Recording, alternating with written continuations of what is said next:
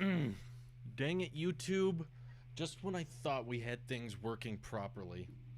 Oh my god. I apologize to everyone for the ahead of schedule ping. For whatever reason, YouTube Studio has still not decided to fix itself because now, like, anytime you want to go live, just like opening Creator Studio will instantly ping all of the notifications. It lets everybody know at the same time, hey, there's a live stream starting, and you haven't even clicked start streaming yet. You just opened the live stream page, and it's like, let's notify everyone right now, even though you haven't scheduled a stream yet. So sorry for that. It's not my fault. I don't know of another way to handle it because, legit. Oh, make archive. Oh, it's not even gonna let me archive it. Dang it, YouTube. What happened? What happened to live streaming? They were just like, let's break everything the way it used to work. You know how we just had a live streaming studio that worked easily? What if we just broke that? That's what happened. They were just like, let's not let it work anymore. Hey, Cody, I should get new shirts. Okay. Expensive. My wife says I have too many shirts, actually. So that's not going to go well. If I give you $1,000, can you buy me an iPhone 12 when it comes out? No, I don't think that's how that works. Because I'm not going to be able to meet up with you wherever you are in the world. So if you have $1,000, just buy it. Just buy it yourself. It's that easy. $1,000 should buy you a decent iPhone these days. But yeah, I'm doing lots of streams on this channel because they appear to do pretty well. A lot of people tune into them. Cody, thanks for admitting your love for me. Appreciate it. And we get a lot of people tuning into them. And I would do a vlog today, but my iPhone is acting up. I guess that's the mistake of putting iOS 14 beta 1 on my phone. But honestly, this was a problem I had before the beta with the iPhone storage problem, where it's like system storage takes up way too much space and every part of the phone storage is tiny. It's like, oh, this uses 10 gigs, this uses half a gig, this uses 300 megabytes, and yet the whole phone is full. So I think the next iPhone I'll get a higher storage configuration, because I used to not film as much.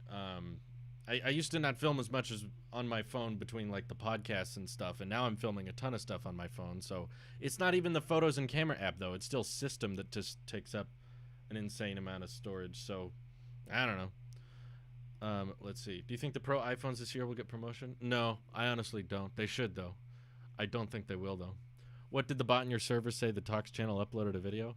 Because it's not even the bot's fault. All the Discord bot is trained to do is ping everyone when I post a video or I go live on this channel. The problem stems from YouTube, who, when I open, I'm not clicking start streaming. I'm not clicking schedule stream or anything. I'm not saying start or notify anyone. All I'm doing is opening the tab in which you can configure, like, here's what the stream title will be, here's the monetization settings, here, you know, all I'm doing is opening it.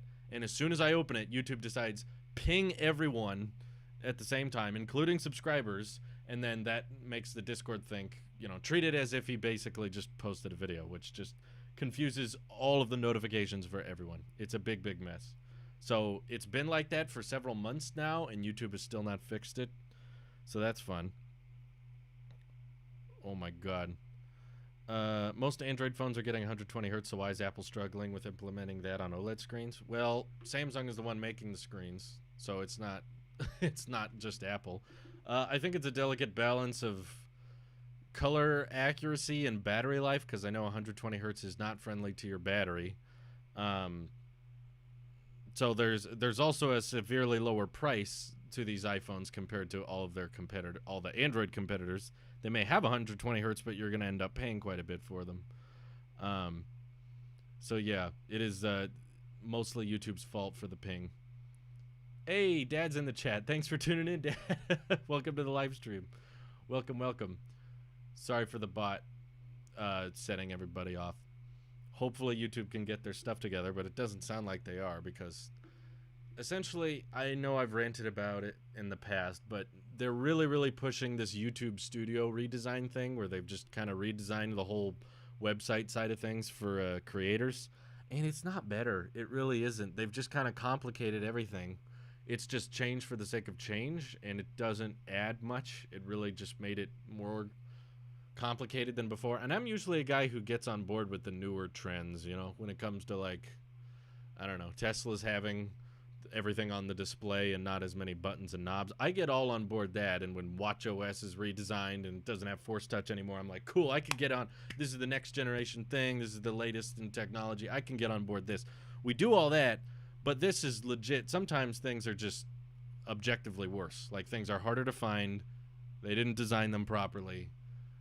It's kind of like, you know, those soda machines that have touchscreens now? Like, that's not better. It's more futuristic, and it's using more technology, but it's not better because it takes longer. Before, like, what was wrong with the old soda fountain, you know? You took your drink, you pushed it below the flavor you wanted, boom, liquid came out. And the best part was a second person could come up next to you and also fill their drink up at the same time. Now all these restaurants started switching to the touchscreen system where they have to have these 3-second animations whenever you tap a flavor. And now they're like, oh, also we need to add vanilla, cherry, peach, all the like spikes flavors for every single soda. And you can only do one person at a time. And I feel like half the people that go up to those things don't know how they work. So they always walk up to them and they're like, and the touchscreen's not responsive at all. So they tap them and nothing happens. They got to tap them again. And this big line forms behind it. It feels like they're always out of flavor. I don't know if that's because it's smaller or something. It's just one of those things where a company's like, we need to update this, and they really didn't. Sometimes you can just let things be, you know. Sometimes you can just leave it the same. I don't know. Sorry, I can't read Spanish. I apologize if I can't answer that. Oh my god. What time is it where I live? It's 3:07 p.m. I did give up soda anyway, that's true. So I don't have to worry about the soda fountain. All I remember is when they started installing those things, it was driving me nuts. But no, we haven't had soda in forever anyway. Do you think Microsoft is going to try and push harder at Windows ARM now that we have Apple Silicon chips? Not really. Microsoft doesn't care that much about their own hardware from what I've seen because Windows 10 primarily runs on stuff they don't own anyway. So I bet they're going to be running x86 apps for a while.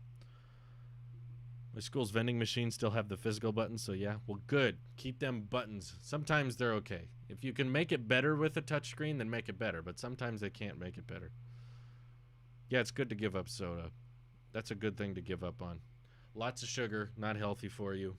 Sure does taste good, though. I won't lie. I've had a few moments this year where I was like, remember those times you could just have a nice, cold, soft drink? Man, that sounded so nice. But you get over it. You think about it for a little bit, and then afterwards you're like, yeah, whatever. It's sugared water. It's not that big a deal. Let's see. Marcel says he speaks both Spanish and English. He's from Costa Rica. He says hi. Oh, okay. My dad can read Spanish. Thanks, Dad. That's cool. He can translate for you. That's cool. He can speak both. Are you done with the Taylosif show you did a few months ago? I don't want to be done with it. It's just been kind of difficult because when we did the Taylosif show with me and Wyatt, I had a lot of fun. We wrote a lot of scripts and still have some plans for future episodes, but we filmed most of it in January and February, which was before, you know, the whole pandemic set in. And around March was when everything started shutting down, which was when Wyatt and I were kind of like, yeah, it's probably not in our best interest to keep meeting up, so let's just stay home and we'll put this on pause for a while. So we started airing the show. All of the episodes that aired for the Taylosif show were filmed before the first episode came out, before we even announced it. My initial goal was to film the entire show before we even announced it. But that became increasingly difficult, and I was like, well, I don't want to just hold on to these episodes for, you know, months and months and months. And so I haven't met up with Wyatt that much. I met up with him a couple weeks ago just to give him my old monitor that I wasn't using. And he's very much enjoying it. He likes the Predator monitor, so he's happy he got that. But we kept our masks on and we kept our distance, so I don't know if it's going to be that easy to start filming the show again, because since the pandemic has set in, my wife is now working from home, so the Taylosif residence is a lot busier and more crowded than it was in the past. And also audio is a lot more tricky in the summertime because you know, when you film in January and February, it's not that hot in the house, and now it's very, very hot every single day, so you have to keep the AC running. So when you're filming, you can turn the AC off, and then everyone starts sweating and choking. So I want to get around to making more of the shows, but I think I want to wait until the world has gone back a little bit more to normal, and it's easier to film. And you know, the cases of everything have gone down. Essentially, that's kind of what we're waiting for. No, I've explained, Josh, many times why we're not doing a Telos of Finance's channel, and it's because I don't have enough thoughts or ideas for Telos of Finance to be a full-time thing. And most of the time I end up talking about finance, I have to talk a lot about my own personal situation with finances, and when that happens, I'm like, this makes more sense to just put it on Talks. There's not enough content for it to be something I would dedicate to a whole channel, because I've already kind of run out. I was kind of like, well, is there much more I can talk about? There's a few things I have ideas for, but it's definitely not something I could talk about as endlessly as tech or EV. Tech and EV can go on and on and on, but when it comes to finance, it's like occasionally I'll think of something, but not something I can be super consistent about. Thank you, Thomas. Appreciate you watching, Thomas P. So I don't have an immediate finance video planned soon. I have a few things I'm brewing on. I think kind of bigger picture things. Like, I don't even know if it was a finance related subject, but I wanted to talk about like when you should get a loan on things and when you should buy things outright, versus also when, like, should a job be something you're passionate about, or should a job be something that, you know, pays the bills and allows you to pursue the things you want to achieve. So I don't even know if those are finance related more so than they are philosophical debate, because I know there's a lot of people out there that aren't really sure what they want to do with their lives. There's things they enjoy and there's things that make money, and you're extremely, incredibly lucky if you find something that can do both. It's really, really difficult to find something that can make money and you're really passionate about. From the most of the people I've talked to, it feels like it's one or the other. I know a lot of people that found something they enjoy, but it's very difficult to make money with that. So I think that kind of debate could be interesting, making a video about it. But really kind of tiring. Discord is tiring? Yeah, it can be. It's kind of the blessing and curse of Discord, is that it encourages prolonged discussion, but it also can just be endless because there's never really much closure to a discussion, because Discord is kind of built in a way for conversations to just keep going and keep moving in that way. Rockford Media super chat. It says, "Did you see the leak I put on Discord?" Yeah, I don't know if I buy that. It doesn't look legit to me, but I don't know. I guess we'll see. But thank you for the donation. Let's see. If the 12 Pro won't get promotion, would you buy it? Yeah, I'm getting the 12 Pro either way, because for me, when it comes to phones, I just want the biggest one possible. And the Pro happens to be the biggest one. If they made a bigger iPhone that had worse camera, I'd probably put up with that, because all the cameras, in my opinion, are all pretty much the same these days. So I just want the phone with the largest display. But I'm very excited to try out the small phone. I think a lot of people are going to like the smaller iPhone 12. I know a lot of people that use the older iPhones still that are just so compact, and they prefer that, and they don't really like this trend of phones getting bigger and bigger and bigger. So seeing Apple making a flagship that's also really compact and portable is that's cool to see. So I'm curious to try that one out. I don't think I'll buy it to keep it, but I might buy one just to review and then return later. So we'll see how that goes. I used to ask you 1,000 times what would happen if Steve Jobs was alive in chat, and you made the whole video about it. I don't know if I made about it. Oh, you asked if he was in chat. If he was alive today, honestly, yeah, I don't know. I don't think it would be that different, frankly. I think a lot of what Apple has done is still kind of reminiscent of Steve's ideologies of what he wanted technology to be and how he wanted it to be simple and easy to understand and just kind of work. And there's probably some things he would have done differently, but for the most part, I think Steve would be very proud of Apple today, for sure. Yes, I've seen that other users have had the iOS beta and their storage used up by other. I'm experiencing that right now. I wanted to do a vlog today, but that bug's bothering me. So What's weird is when I first installed iOS 14, it wasn't a problem. At first, it fixed it, but then after a while, it the storage filled up again. And it's not anything on the phone. There's nothing to delete. I've tried to delete everything, and it's still, the storage stays at the same amount. So I don't know. Let's see. Do you have iPadOS 14 on my iPad? Yes, I do. Lots of products Apple makes today Steve would be proud of, like the Watch and AirPods. Others probably less so, like TV Plus and MacBook Air. No, I think he'd like the MacBook Air. I think Steve liked really, really thin and light stuff that was really compact. So he'd like stuff like the MacBook Air. I don't know what he would think of the services. Steve never... he wasn't really around for the subscription era when that kind of stuff started taking off. When it wasn't really until the past decade, 2010 and on, that monthly subscription for tech services started becoming more and more popular. So he wasn't really around for that.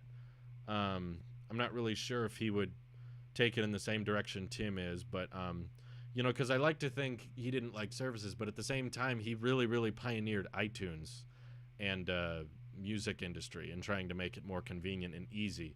And in that sense, Apple Music is insanely easy and simple, that you just have this monthly subscription and then you just have all the music. I have every single song and I can just listen to it whenever I want. So in a certain extent, I could say, yeah, maybe Steve would like a service like that. I don't know. Yeah, I talked about Netflix and Hulu, but it wasn't the same Netflix and Hulu that we have today. Those companies have changed a lot since then. Thank you for the super chat. Scott Forstall would still be at Apple. Yeah, probably. Maybe. Can you review phone ribble case? I don't really review phone cases. I just don't use cases on my phone, so I don't really plan on reviewing or buying any cases. Oh, there's Dad. He says App Store is not a subscription, but pretty progressive. Steve was on it, right? Yeah, he was into kind of making, for the end consumer, he was into making music and movies and rentals and stuff a lot more simple. So I could see him getting on board with the subscriptions thing with the time. He kind of adapted and saw where things were going. I don't use cases because I just don't like the way they feel. And I've tried lots of cases in the past, but none of them feel as good as the phone just on its own. It's already heavy and bulky in my pocket as it is, but I'm fine with it just like this. I don't need it to be different. Upgrading from an iPhone 10 to a 12 Pro Max be a good idea? If it's got features you care about, maybe not everybody cares about those features, but take care for it. Yeah, Rockford, I've heard people say that a million times, but I've never seen proof of it. I've only seen people allude to it, so I'm not going to assume it's real. He may have. I don't care. I don't know. I don't really watch his videos, so it doesn't bother me. That premium feel to the device isn't the same with a case. Yes, I agree. And also, I don't drop my phone. I haven't broken a phone. I don't get Apple Care either. So I've just taken good care of it. I don't drop it, and that's that. I don't know when that was, but people were telling me he called me, bad names back in 2017. And as soon as people told me that, I was like, where? Show me, because I'd never knew he was aware that I existed. So I was just like, I want to just see if he knows I'm a channel. It'd be funny to see he even acknowledge I'm a thing, and I never found it. So I don't know. Disney has no reason to Disney has no reason to sell themselves. Even if Apple wanted to buy Disney, they couldn't. I think a lot of people always talk about companies buying other companies, not realizing it takes two to tango, It's not just like Apple can buy whoever they want without question. If Disney wants to be sold, maybe, but I don't think they want to. They're making plenty of money with Disney Plus and with all the crazy studios they own. They own Marvel, they own Pixar, they own Star Wars. They're making plenty of money on their own. I don't see why they would need to be bought out by someone. Apple has enough money to buy them, but that's simply not enough. You can't just buy other companies because you have the money for it. The other company has to. Yeah, I agree. Acquisitions are significantly more complicated than people think. Otherwise, big companies would just buy everybody. That would never work. If you didn't need consent from the other company to buy them out, then just the biggest companies would buy up everybody. Apple tried to buy Tesla way back in 2013. Can you imagine how the tech world would have been today if Apple did buy Tesla? That would have been fascinating, to be honest. But from what I read of the deal, they wanted to buy them for much more than they were worth back then, but they didn't want Elon to stay at the company. They thought that Elon was too much of a wrecking ball. He was kind of too unpredictable. So that was the deal. They were like, "We'll buy you out, but we don't want Elon at the company anymore." And they said, "No deal, because we need Elon. Elon's running the business, so we're keeping him." And I think ultimately that was the best move. I think it was better for Tesla to go off on their own, because they've made these, immensely great decisions since 2013. The biggest things Tesla has done were all past 2013, between the Model 3 and now the Model Y, and the Cybertruck is, changing the world when it comes to design and production and electric vehicle adoption and that kind of thing. So, yeah, you can't just buy any company you feel like. Yeah, from the more people I've talked about with the iPhone 12 side connector, I've seen a lot of people say that's definitely a 5G antenna, which sucks. I think that's annoying, but oh well. Yeah, they were not getting rid of Elon, that's for sure. Steve caused Apple to dislike. I don't know. I don't know what goes on behind the scenes, but Steve's gone now, so who knows? Thanks for the super chat. Tesla would most likely be phased out by 2030 by Apple if Apple bought them. Oh, okay. If they bought them. I thought you were saying just in general, which Apple hasn't even made any moves on a car. I don't know what Elon didn't speak that often about Steve Jobs. The one time he did speak about him, he said that he met him at a party and he was kind of rude to him. And that's pretty much all we know. There's very little talked about other than that. Rivian stock, how much you think it will be? I don't know what they will open at, but I'm kind of okay with Rivian not going public. I think it's good for Rivian to stay private as long as possible, because they need to focus. Rivian's like the opposite of Nikola. They're actually working on prototypes. They're actually working on a factory and how to produce them.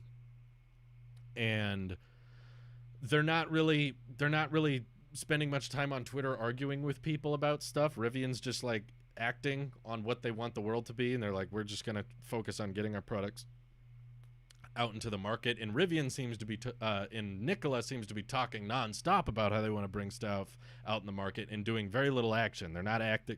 They're not making things happen. They're just kind of arguing with people on Twitter nonstop about how great they are, but they're going to require everybody else to build all their stuff because they don't want to build anything themselves. So they're just like, oh yeah, we got the best cars, we got the best design, but we don't have any prototypes or anything, so other people will have to build them for us. Anyway, does getting a copyright strike on Twitch disable notifications to followers? I have notifications turned on, but I didn't get notified of your last 2 streams. No, it shouldn't. I don't think it impacts that. The viewership for the past few Twitch streams were pretty good, so it might just be a setting or a glitch. I don't know. But yeah, if you aren't getting notified, you can unfollow and follow again and make sure that the notifications are enabled. Or you can just follow me on Twitter, because I always tweet before I go live, so that's the best way. He said in his book that he respected and looked up to Steve. Well, that's good, but I'm just saying, I recalled from an interview him saying he was very rude to him, so he may have looked up to him as, when he was younger, but when he met him, he felt like he didn't get that same respect. I don't know. The only people who know the truth between Elon and Steve is the people involved. It's stupid for us to pretend we know. Are you interested in any other products like the Note 20 and Fold 2 other than Apple? I don't know what's to be excited for those. The Note 20, in my opinion, looks incredibly similar to the last Note phone.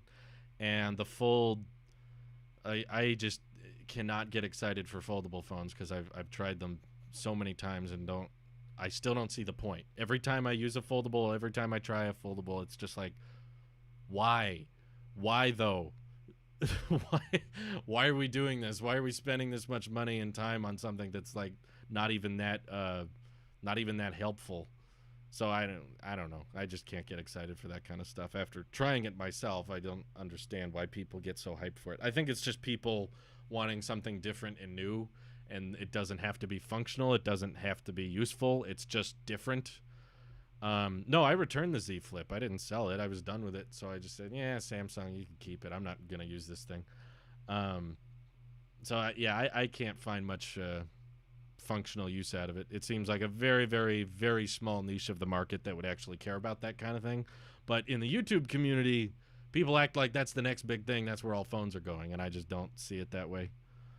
Are you going to watch the AR stream about the OnePlus Nord? I have not been following much of OnePlus's stuff. I don't really know much about Nord other than they're working on making cheaper phones again. I don't.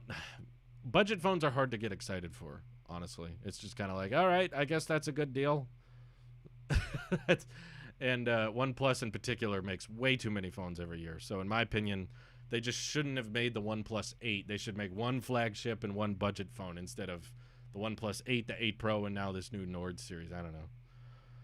Are you becoming less excited about the 12 the more the leaks surface?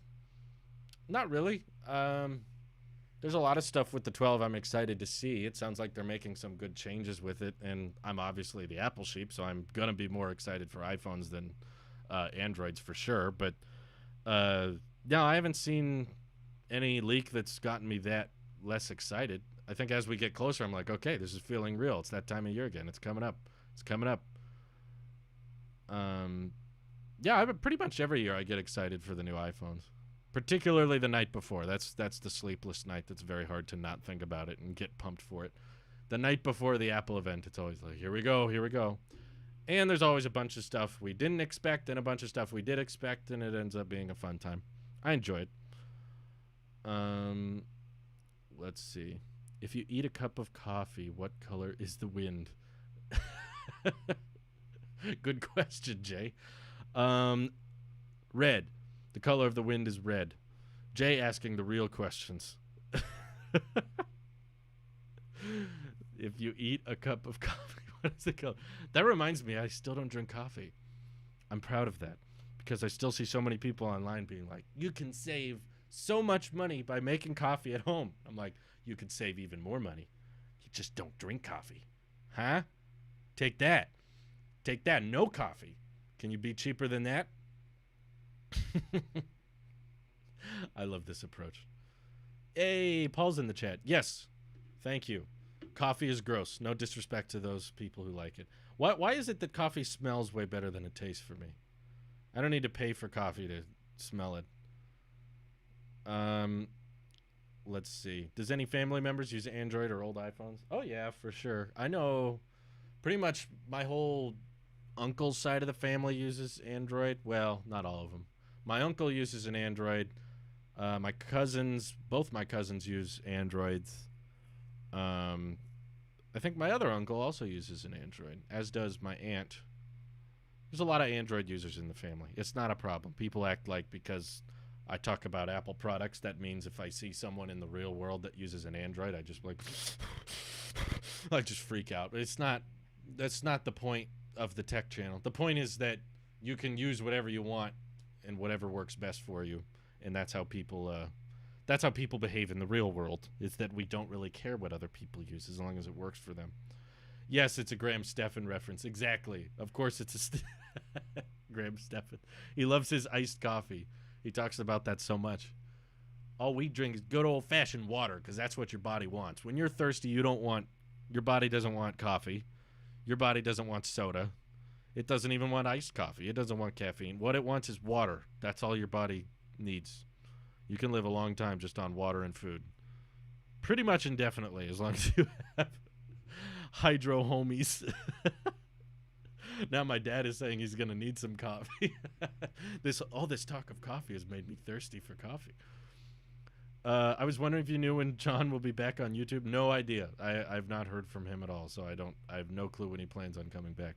It's not the first time he's taken a long break like this, though. I believe he started the beginning of 2020 with like a 6-week break or something like that. So he takes big breaks like that sometimes, I guess.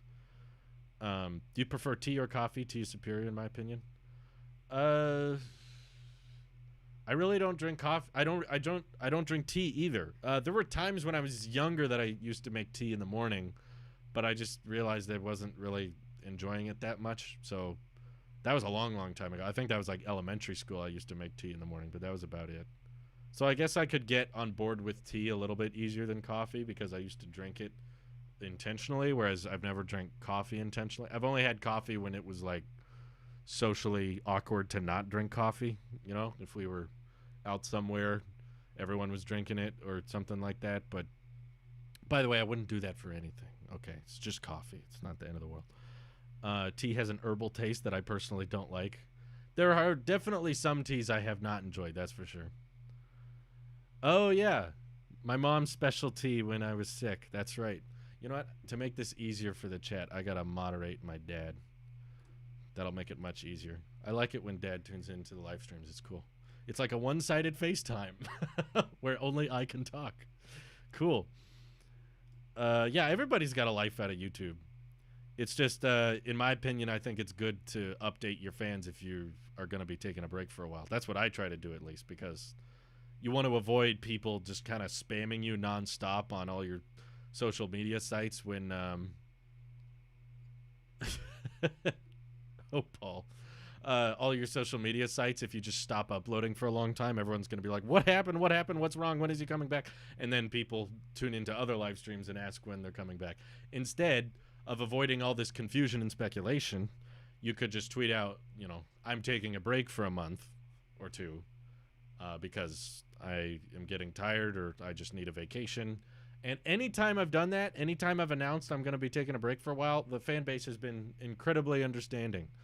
Almost to a fault. Sometimes fans, if they see me stressed out or tired by something, they're like, you know what, Drew? I think you need to take a break. We'll be okay. We don't need video. It's like, don't worry about moderating, Dad. It just makes your name blue so I can see you easier. That's all. Don't worry about it. You don't have to do anything.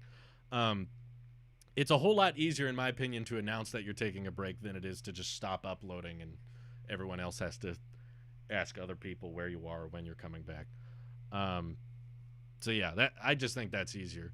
But sometimes when I'm like stressed out or tired, people are like, Drew, you need to take a break.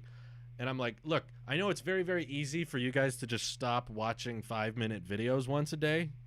But when I don't work, I don't get paid. You know, YouTube doesn't have paid time off. There's no health coverage or anything. So basically, it's a great job. And I make, I think, more than enough off of YouTube. But if I were to just stop for a month, it would basically be like skipping a paycheck, which, you know, we'd be fine. But at the same time, it kind of sets us back on our investment goals and our savings goals and all the things we want to pay for in the future. So it's kind of an immediate hurt, you know. If you don't work, you don't get paid. It's that simple. Whereas my wife's job, because it's from an employer and stuff, she can actually get paid time off. She can rack up vacation days or sick days and that kind of thing, and she can just take a week off and still get paid the same amount. So that's kind of the pro/con of YouTube, is that if I want to take a break or if I want to go on vacation for a while, it's best for me to prepare videos in advance that I can post while I'll be away. Like when we went to the Philippines, it took literally like 2 months of planning because I had to find video topics that wouldn't age horribly. That's the tricky thing with tech YouTube, is that you can make a video that's only relevant for like 10 hours and then it's dated. So I had to try to find video topics that would not age instantly, make those videos in advance and schedule them so that when I was gone for 2 weeks, there would be a decent amount of content that would come out. And now with 2 channels, it's becoming even more difficult to do that kind of thing. So, yeah, next big trip we take, I'll have to work for months in advance to be able to get that vacation. I'm so blue. Oh, my God. Blue daboo-dee daboo-day. Have you traveled much abroad? Not much. Pretty much the biggest trip I ever took was to the Philippines. That's the biggest one. We're hoping to do Australia next year, though. That's the goal. Depending on how the world unfolds, we'll see. Yeah, so many people have flip-flopped on 120 hertz for the iPhones. I know. We basically know nothing. We would have been in the same boat if the leaker said nothing. Makes a wear our AirTags video for when he takes a trip. AirTags come out before the video goes public. Exactly. That's almost exactly what can happen. You don't want to do a video about leaks that's going to air in a month because the leaks could all be wrong by then. So COVID, psych. I know. COVID ruins everything. You know, honestly, I really like. We went grocery shopping the other day. I wore my mask, obviously, and I kind of like wearing a mask. To be frank with you guys, like, for one, it covers up a lot of my face, so I don't have to worry if I, when you accidentally lock eye contact with people and you feel like you have to smile, otherwise you're just kind of a creepy person. That's like, you don't want to be unpleasant with people in public. So when I have the mask on, people can't tell if you're smiling or not. So you can just walk around the store and just be like, it doesn't matter. You can be making faces at them. You can be just doing whatever you want, and they don't bother. And it also just makes me feel cleaner at the end of the day. I've seen those, like, I forget what they're called. Is it like a heat infrared video, or is it like a heat monitoring video? But I've seen these videos of people, like, here's what your breath looks like without a mask, and they show all the fumes coming out and all the viruses coming out. And with a mask, and it's all covered. It doesn't, there's a little bit on the edges. But it limits human interaction. Honestly, we got these more official, like, more reusable, like, cloth masks, and they look, I think they look cool. I think they have a good, like, when I was little, I was really into the Dark Knight Rises, as you can see behind me. I still have that poster. It was the same poster I had in the attic days. And, man, can you barely see it? Yeah, you see Bane up there? Just kind of the face mask look kind of just looks kind of cool. I think it looks kind of... BA a little bit. You kind of look epic to a certain extent. You look kind of neat with it. So I'm kind of on board with just keep thermal vision. Thank you, Roberto. So thermal vision makes me realize how much air and bacteria we're always breathing out. And to the point that even if cases went down and COVID went away and all stuff started opening up and it wasn't, you weren't required to wear a mask anymore, I think I would still wear it.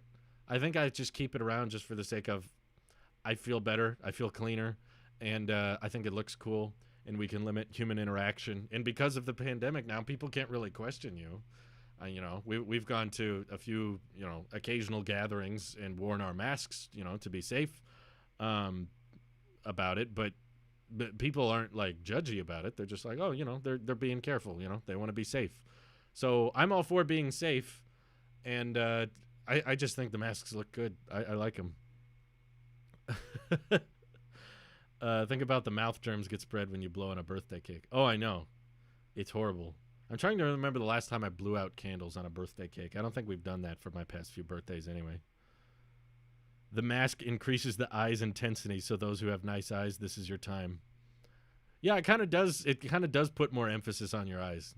You just kind of look like, you look like Bane a little bit. You just kind of look epic. Let's keep it this way. Let's just keep wearing masks, guys. Let's just make this the new normal. As long as we're out in public, in a place where a lot of people are, let's just keep wearing them. Why not? I know it's hard for some people to breathe. I just feel like the people that can't breathe very well with the masks on, like, they haven't found the right mask yet. You can find a mask that breathes better. They're out there. Would there be any situation where you wouldn't upgrade to the latest iPhone like you did with the Apple Watch? Not likely, because the iPhone is the biggest driver of clicks for my channel, so even if it was minor, I would probably still have to get it, and it would end up paying for itself. But maybe if they did something so incredibly minor that it wasn't even noticeable.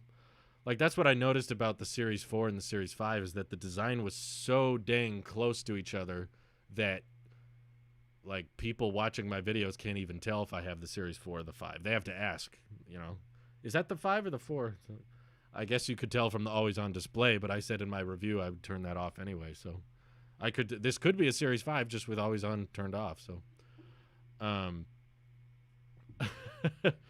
we have a vaccine. What would be the point, Bo, other than aesthetics? The sad thing I've heard is that there's a large percentage of people that would still not even take the vaccine if there was one out and available, which is just depressing to me, because I know that the vaccine doesn't, cure as much as we want it to if not everyone's doing it, and there's still a huge number of people that are refusing to take it. So I'm like, oh, God. It's going to be a big mess. The stupidity. Oh my God. I have to wear a mask at work daily for 8-hour shifts. It just feels normal now. Wow. That's a long time. Hope you can make it. Is there something I'm missing here? I could be completely arrogant on the subject. I should really start every video with that. Guys, by the way, I don't know anything about what I'm talking about, but I've seen a lot of YouTube videos lately of people wearing masks but not covering their nose like this, and they're still breathing out this way. Doesn't that defeat the purpose? Or was there some study or was there some report that claimed like, well, the nose isn't as bad, so you'll be okay if you don't have the nose covered? Did someone claim that? Because I never heard that anywhere.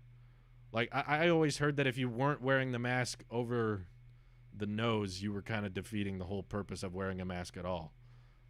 That's what I don't get. But I've seen so many people doing it that I'm like, we're not this stupid, are we? That's not how it's supposed to work. You need to cover everything. That's what I thought. But I'm getting conflicting reports because I see all these people that are just covering their mouth and not their nose. And I'm like, let's see. We get told off if we don't cover the nose. That's what I thought. I thought there would be just as much stuff coming out of the nose anyway. It's just supposed to go from the top of your nose to the bottom of your chin. If your nose is exposed, you're doing it wrong. Okay. So I am right to judge those people. I am right thinking that's stupid because I've seen that a lot. It makes it look like the people that are like, what? I'm doing it. What? You told me to wear a mask. I'm wearing it. You know, it's like people wearing a mask on their forehead at that point. It's like, you told me to wear a mask, so I did it. I'm like, you're just defeating the point. The difference between not covering your nose and just not wearing a mask is barely anything. Nose breathing fogs my glasses. Oh, that's not fun. I know. I'm not a glasses person, so I guess I don't experience that same issue. Don't touch my face. Okay. I think in as far as quarantining goes, me and my wife are doing a great job because we literally stay at home for like everything now.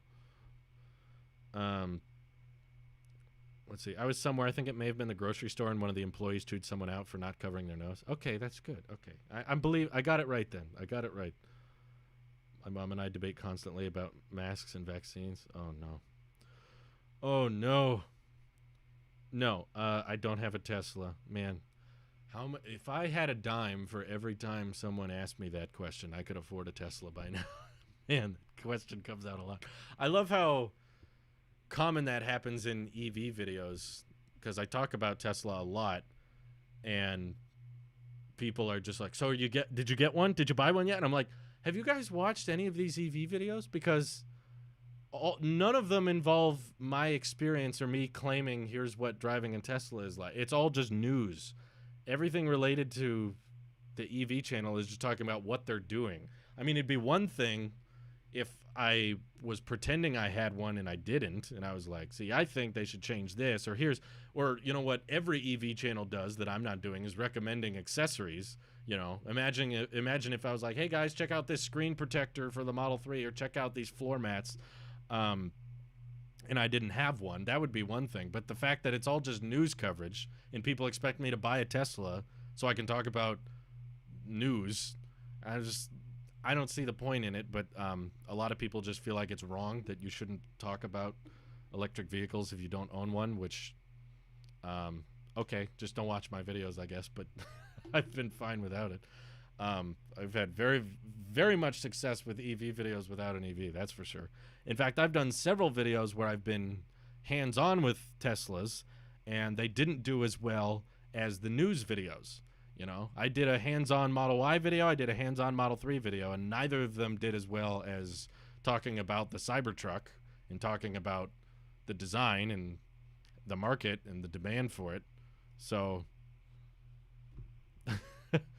Roberto Blake, thank you for the super chat. Says, do you have a quarantine workout routine?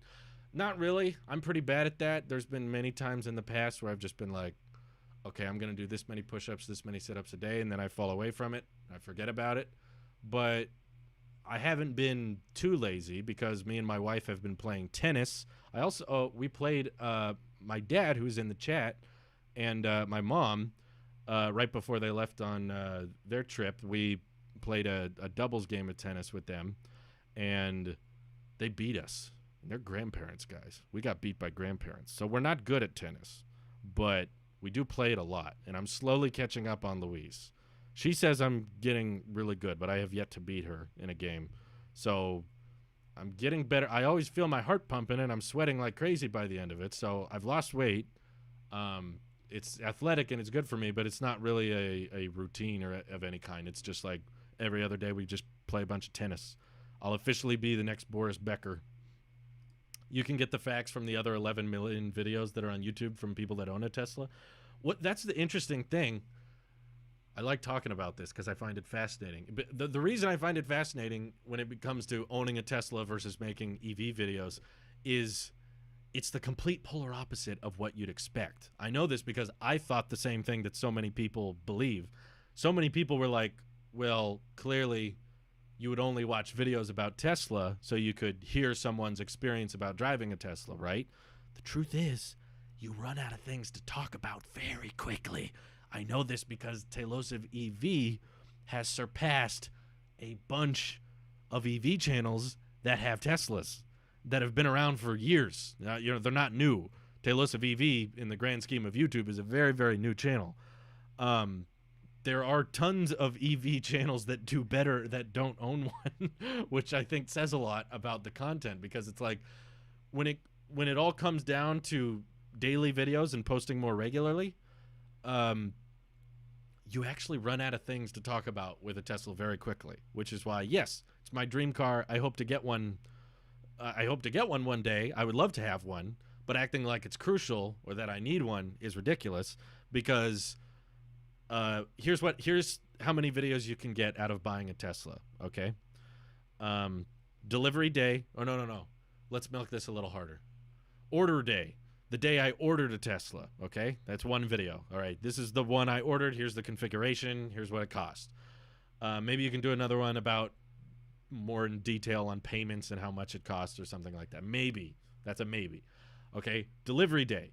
So you get really excited. Okay, guys, we're going to do our contactless delivery. Here we go. I get to get in the car. It's my first time driving it. This is really cool. Has a key card. You put it on the side of the car. It unlocks. Cool. All right, delivery day. From there, like a 1 week review, 1 month review. I don't know. Just do a review after a certain amount of time. You can insert however much time you want. You can do a 1 week, 1 month, 10,000 miles, 1 year. Okay, there's your video. Here's my prolonged experience with the car. Fifth is accessories. Oh my God, do we have an insane amount of excess of Tesla accessory YouTube video. There are a billion hours of content to be watched about my favorite Tesla accessories. Oh my God. How many times have I heard someone say, I wrapped my center console because it's too glossy, or I got these cup holders. And I'm not saying it's bad that you're recommending them. I'm just saying there's so many. There's just so much YouTube videos that my favorite accessories. I'll probably do it one day. My hope is just to do one, though. I don't want to do a bunch of them. There you go. There's another one. Road trip. So we got six videos. Road tripping with the Model 3. Here's what it's like doing a long drive with the Tesla. And I've watched a lot of these because I, as a Tesla fanboy, will literally just watch any video that has a Tesla in it. They're all the same. They're all pretty much, okay, so I stopped at the supercharger.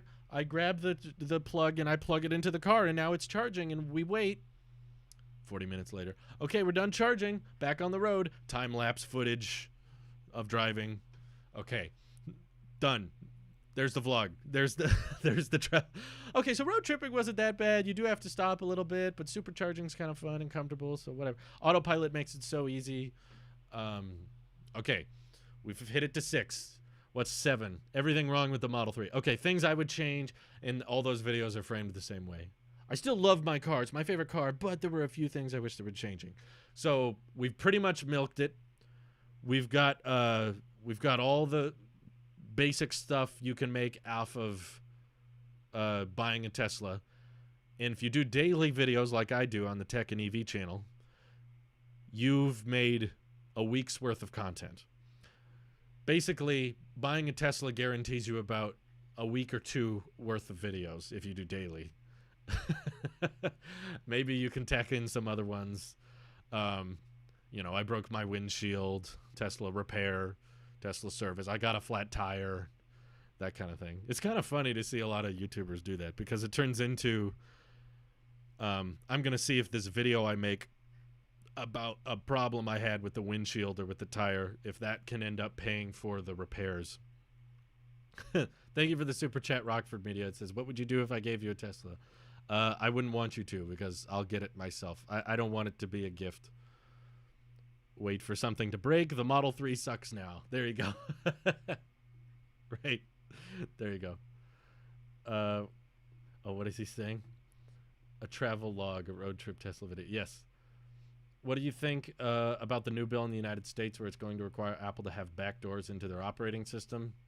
I imagine Apple's going to fight that as much as they can, but yeah, I figured privacy and security is the best, is kind of a downhill fight for most companies. Having talked to people that work in the government about security and privacy, I've basically heard we're all screwed. There is no privacy and security. And when you buy Apple products, you're a little less screwed. That's as much as I know. So I just wouldn't count it. If anything has a camera and is connected to the internet, just assume that someone has access to it. It may not always be the case. Just assume that, you know. If you want something to be private, truly, don't point a plugged-in camera to it, okay? Just keep it simple. We have a lot of security cameras, but none of them are pointed inside. They're all pointed outside the house. Hey, thank you, Chris. Dad said, there goes your Christmas present. Well, Dad's off the hook because you already bought me a Tesla that I keep on my desk at all times. So I'm good. Wait, was this a Christmas gift? Can you remember? I'm kind of blanking. Did you get me? I remember it was you who got me this, I'm pretty sure. But was it a Christmas present or a birthday present? He got me a Tesla. It just happened to be a little smaller than I was expecting. That's all. Yes, it is pretty meta. I really enjoy your videos, but just one question. Why are almost all your videos about Apple? Your channel is a general tech channel, isn't it? It is. The reason I mainly talk about Apple is because that's the videos people want to watch the most, and also the ones I have the most interest in. So from the beginning, I've always been Apple-oriented and way more interested in talking about Apple products. So that is the forefront of my interest, but I've tried many times to talk about other subjects, and they never get as many views. People don't want to watch them as much, unless, of course, it's Tesla-related, but now we have the EV channel for that. So, yeah, I think Apple's just what drives the clicks mainly, and it's also what I find the most interesting. So if there's other tech news that I want to talk about, I will talk about it, but typically it doesn't do as well, and also usually I have less to say about it. You know, whenever I do a Samsung video or a OnePlus video, everyone's like, I don't really care, whatever. You want to talk about the iPhone 12? It's like, it shoots up like crazy. But you want to talk about the OnePlus 8T? No one cares. So it's a balance between what you care about and what people want to watch. Because obviously, as a content creator, there's a certain balance. There's probably videos like everybody wants me to do the Apple Sheep Reacts series again. Everybody wants me to watch other YouTubers' videos again. And I just put my foot down and said no, because they create too much toxicity and too many people from the other channel will come and dislike, and it just creates more drama. And there was so much drama generated so quickly from all those React videos that I just decided, you know what, I'm not doing those anymore. I don't care what other YouTubers say. I don't want to make content about it because it just gets too toxic too quickly. So a bunch of people want that, but I'm not going to do it. Whereas I like talking about Apple products and people like to watch it because there's certain things I would love to talk about, but you also know that your audience isn't that interested in it. That you can make videos about certain subjects and everyone's going to be like, I don't really care. That's what kind of was happening with the tech channel before the EV channel started. Was I wanted to keep making videos about Tesla because I saw all this growth with the electric vehicle community, and I thought Teslas were getting cooler, and it started becoming like a, holy crap, this is going to become the next big thing, actually. The Model 3 and the Model Y and all that, the Cybertruck. And I wanted to talk more and more about that, but I was getting all these comments and responses from the videos of people saying, I don't want to hear about cars. Why don't you just talk about Apple? Why don't you just talk about more tech products and that kind of thing? So I was like, well, it's still technology, but I realized the audiences were different enough that it actually made more sense to divide the channel instead of keeping them together, because that was kind of the whole point of the network, is that people weren't getting videos they didn't ask for. So Apple has a lot of stuff to talk about all the time, which makes it easy. You know, it's hard to talk about a lot of Android phones because it gets very redundant. Okay, this one puts the camera hole here, this one puts the camera hole here, this one has the Snapdragon 865, this one has the 865 Plus, and there's a new one coming out every other week. And it just kind of becomes run-of-the-mill. Apple's kind of more meaningful, I guess. More people talk about it, and it's more of a big deal when they release new iPhones or new software and that kind of thing. Let's see. Yeah, sometimes reacting to other people's videos can blossom friendships, but other times it, you know, can just tick off whole fan bases very quickly. So,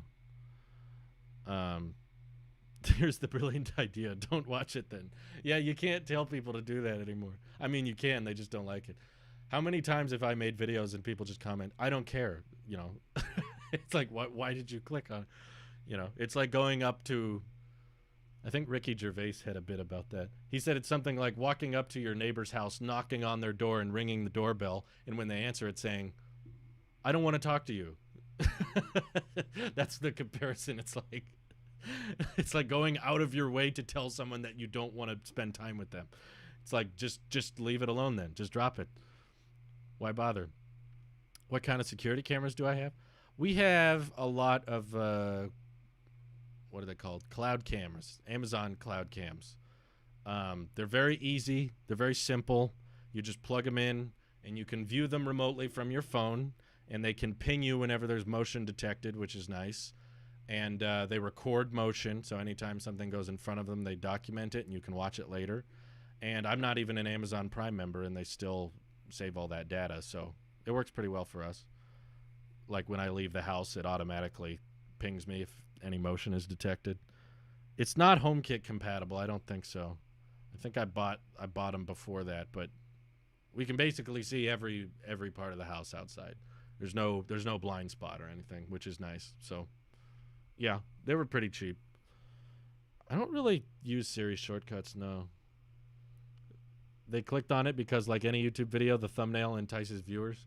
Well, not always, because sometimes, like today, I'll make a video about, like, Giga Berlin wants to build the new budget compact Tesla, and the comment is, I don't care, talk more about the Cybertruck. You know, they knew what they were getting into when they clicked that video.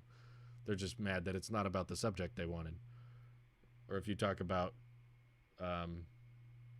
something else, like here, what Apple could have in store for the iPad, and then the comments are about, why aren't you talking about iPhone promotion? You know, that kind of thing. It's like, you knew what you were getting into when you clicked. You just wanted it to be something else. The 8th Tesla idea would be, I pre-ordered a Cybertruck video. Lol, technically own one, but also don't at the same time.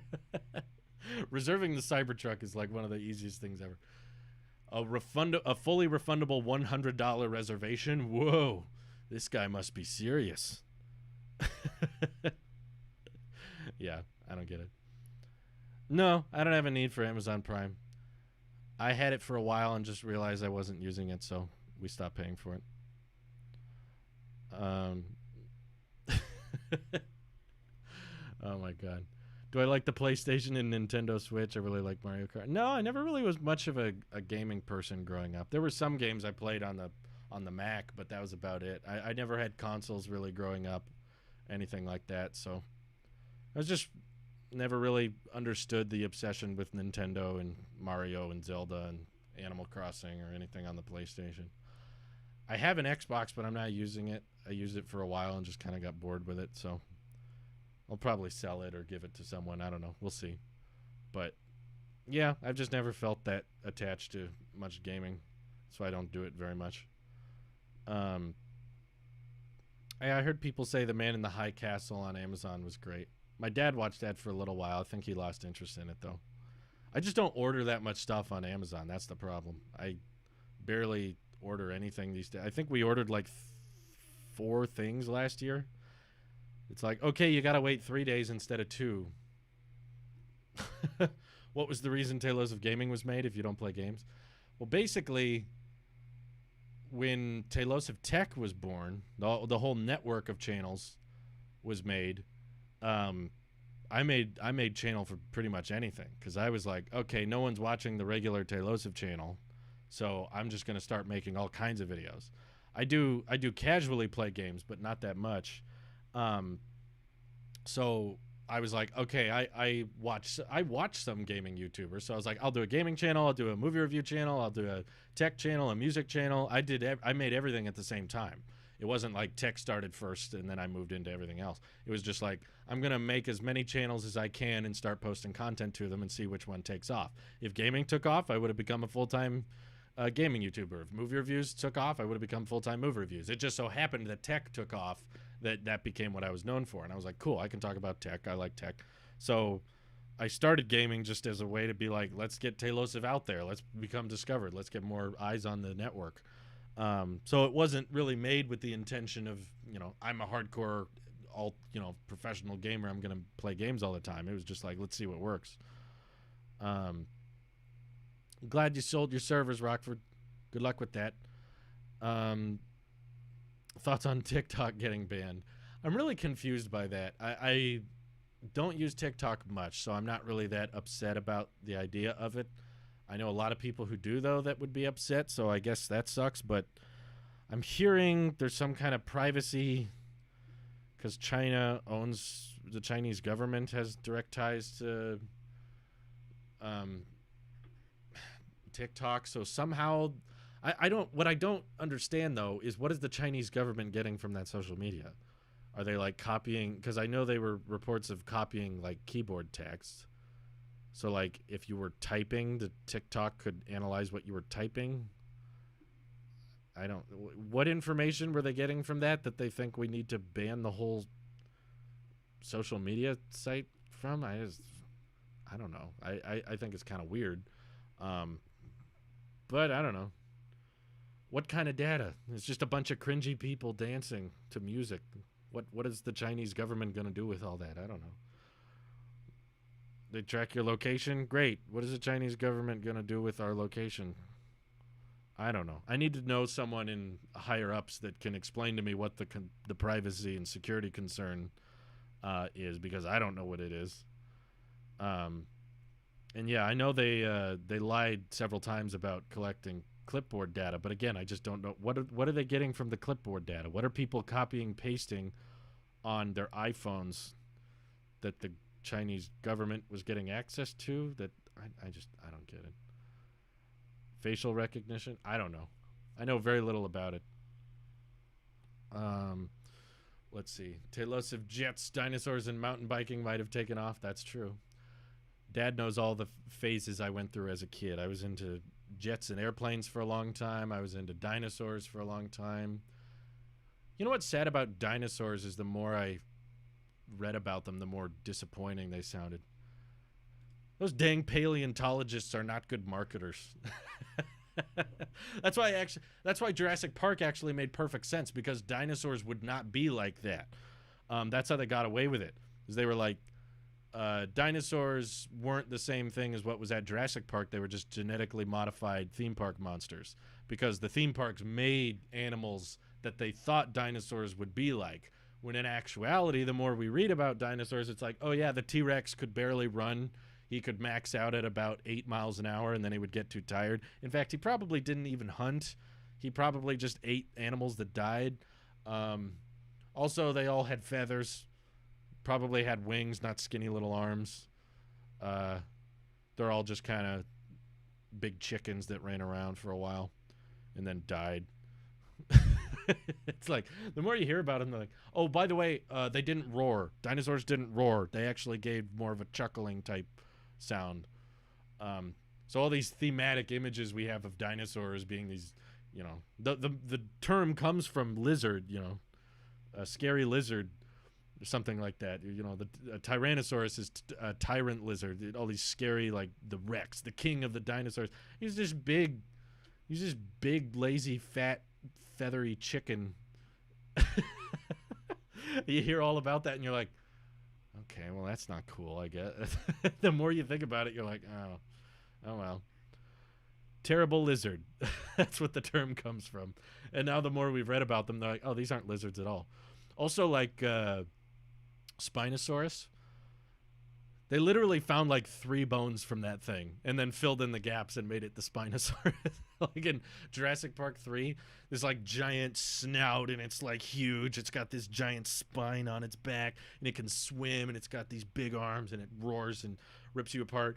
And when you look up what they actually discovered from the Spinosaurus skeleton, they found like 3 ribs, one of the tail bones, and like one of the spine things on the back, and like a couple teeth.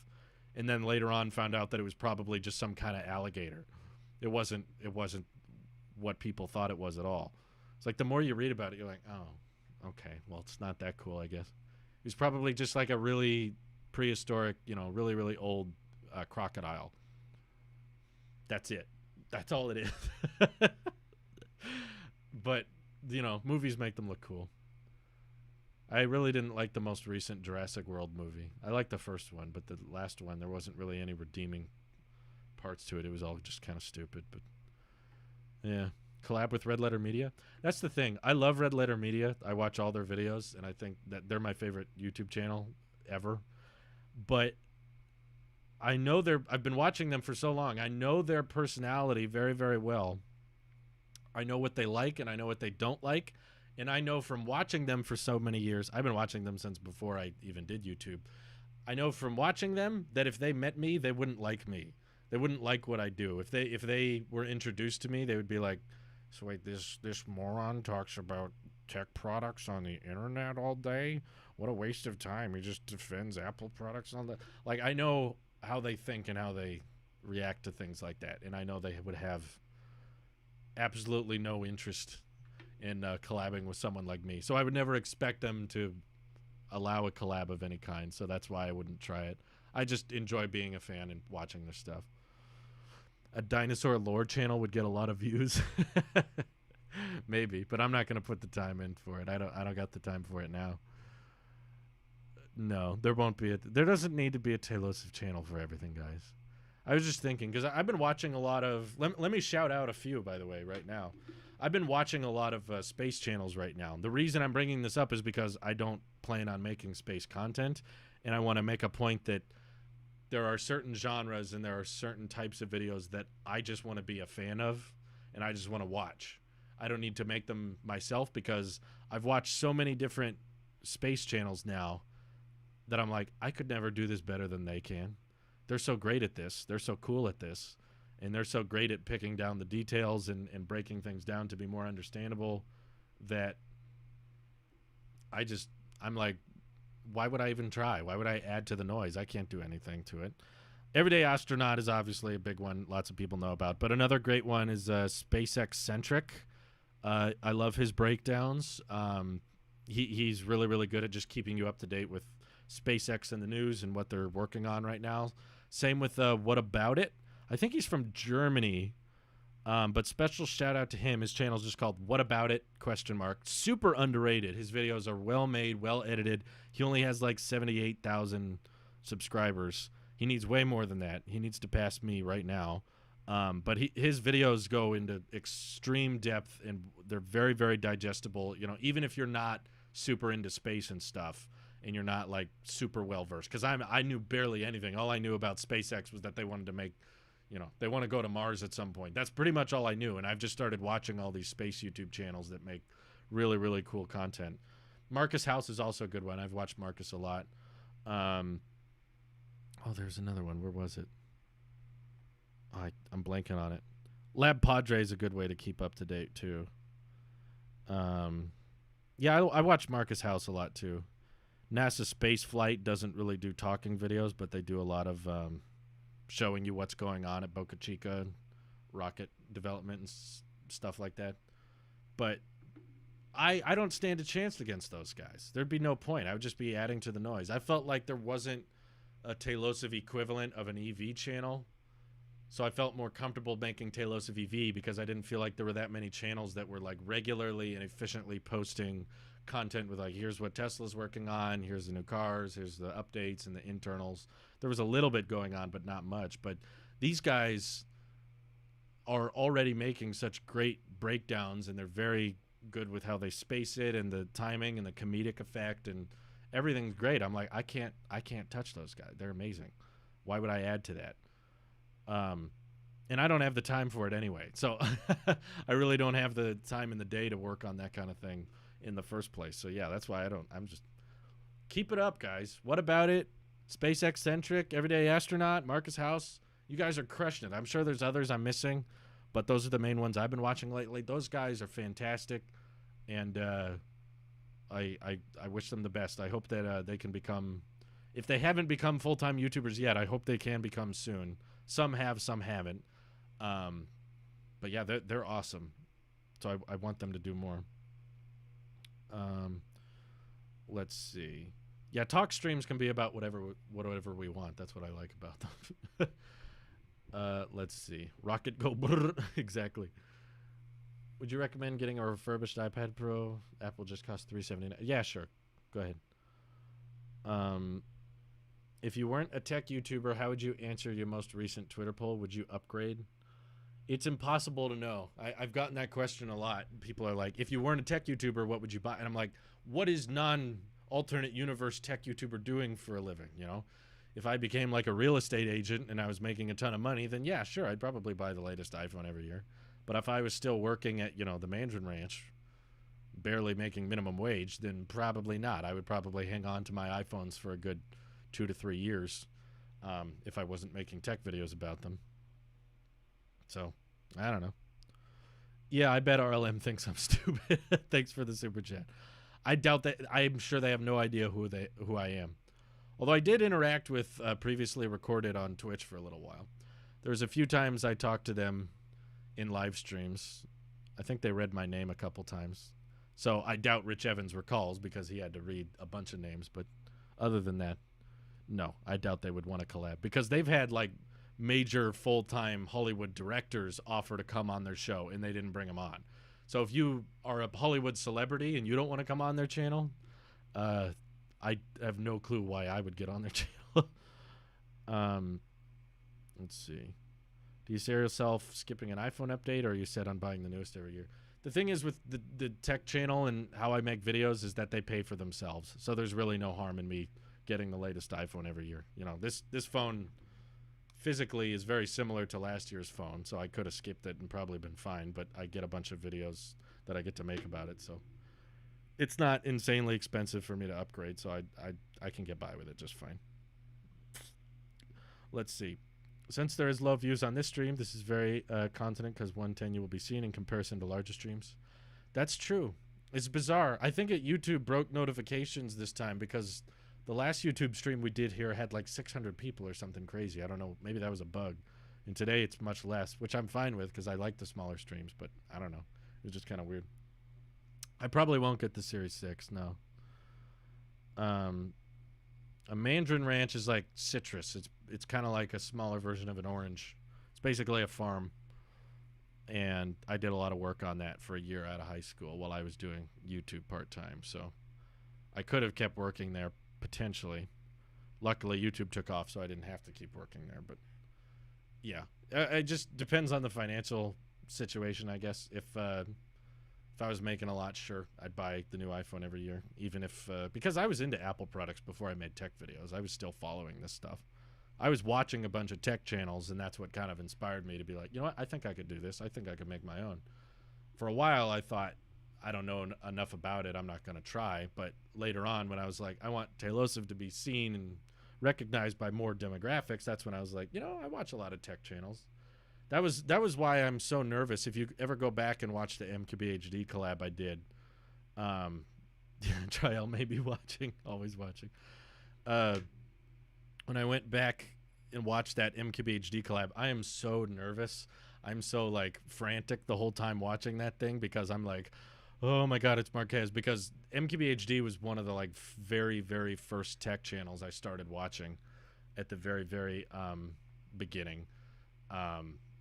So seeing him, like having the tech channel not just start and then grow big enough to the point that Marquez was willing to come on it was like very surreal for me because he was kind of the definition of like tech channel that I wanted to become like. I didn't agree with everything he had to say, but I admired his production. I admired his production value and his quality of videos, and I wanted my videos to be kind of an Apple oriented version of that. So when I saw him reach out and say he'd be willing to come on the channel, it was like, oh my God, it was like talking to it was talking to a hero. It was talking to a big fan of mine. So there's still a lot of things he says I disagree with, but I think that's the beauty of the tech community, is that we can disagree and still get along. So I encourage that, and I'm still really glad he reached out. I mean, it was a lot of fun, but man, I was scared. I was nervous that whole time. So watching someone on screen for years and years and years, and then all of a sudden talking to them one-on-one, like just having a conversation, is just bizarre. It feels really, really crazy. No, the Tailosive app is not operational, so I don't know why. No, it's not working right now, so I don't know why you'd think it would be good. It's not on the App Store. Again, it's not run by me. It's not my idea even. It was just a team of developers that pitched it to me and said, are you okay if we make this? And I said, sure, go for it. And then it turned out to be way more difficult than they thought, and now it's basically delayed indefinitely, or maybe not intended to come out at all. So I wouldn't count on it coming out. Again, it wasn't something I was like, this is for sure happening. I didn't hire anyone. They literally just came to me and asked if they could make it. And I said, sure, go ahead. That's about as far as it got. Way harder than they thought to build a separate platform. And they were like, Drew, I can't get this to work, and I can't make this work. And I'm just like, don't worry about it. We'll be fine without an app. If you can make it and you're having a good time making it and you enjoy it, then keep it up. I'll help you out as much as I can. But if it's too hard, you can't get it to work, and you have other projects you want to work on, I'll be fine. Like, don't act like I'm going to be mad or angry if it doesn't work out. So that's how it ended. As far as I know, you shouldn't plan on it coming out anytime soon. There's no date from what I've heard from the developers that they're planning on fixing it. Or it's just, I wouldn't count on it.